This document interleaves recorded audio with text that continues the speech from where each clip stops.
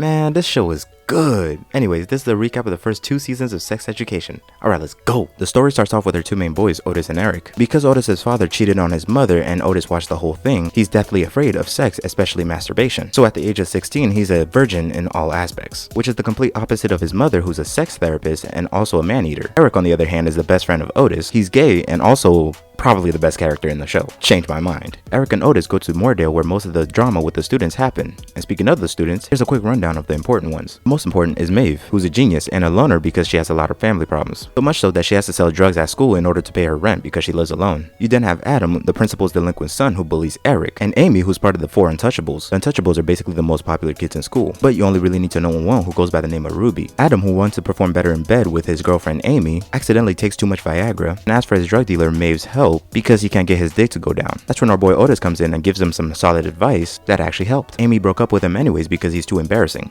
Maeve then, instead of selling drugs, gets Otis to help her make money by giving out sex advice to the students, and they call their little operation the clinic. While running this clinic, Otis falls for Maeve, but Maeve has been sex with benefits with Jackson, who's a swimmer but doesn't really want to be a swimmer anymore, but he can't stop because one of his mothers is too overbearing. Anyways, Jackson also really likes Maeve, so he goes to Otis for some advice, but Otis, who didn't want to sell out his new friend Maeve, accidentally does so by telling Jackson everything that she likes, and Jackson uses all of that to get Maeve to like him, and they start dating. While that's happening, Otis' mother starts seeing this guy by the name of Jacob. He also has a daughter by the name of Ola that Otis gets really close to, and as Otis starts to get close to Ola, Maeve starts developing feelings for Otis. Jackson notices this and the two break up. As that's happening, Adam, who's been on a downward spiral ever since Amy left him for this new guy by the name of Steve, who's really nice by the way, gets detention with Eric. During that detention, however, Adam goes down on Eric.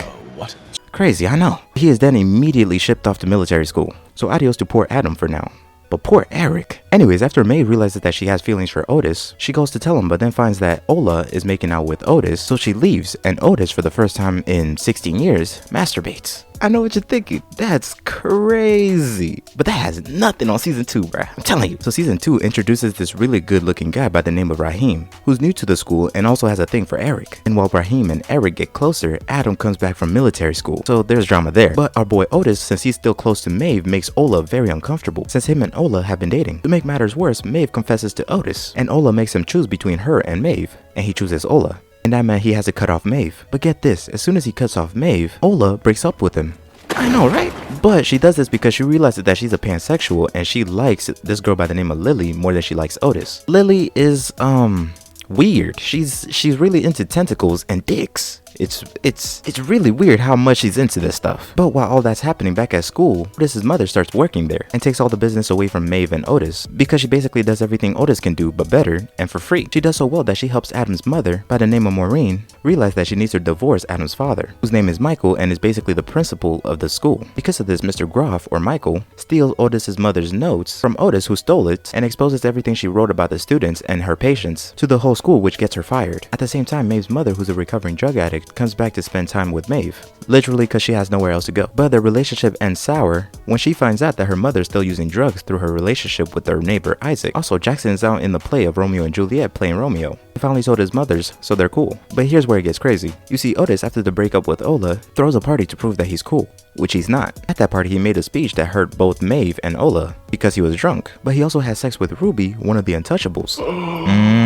He doesn't remember any of it and has to go by Ruby's words. And from the looks of it, they most definitely did it. Otis, then realizing that he's becoming his good-for-nothing piece of shit dad, makes up with Ola and then calls Maeve to tell her that he's sorry and that he loves her. But with everything going on with Maeve, she wasn't at the phone, so he left a message, which Isaac, Maeve's new friend, deletes. Wait a minute!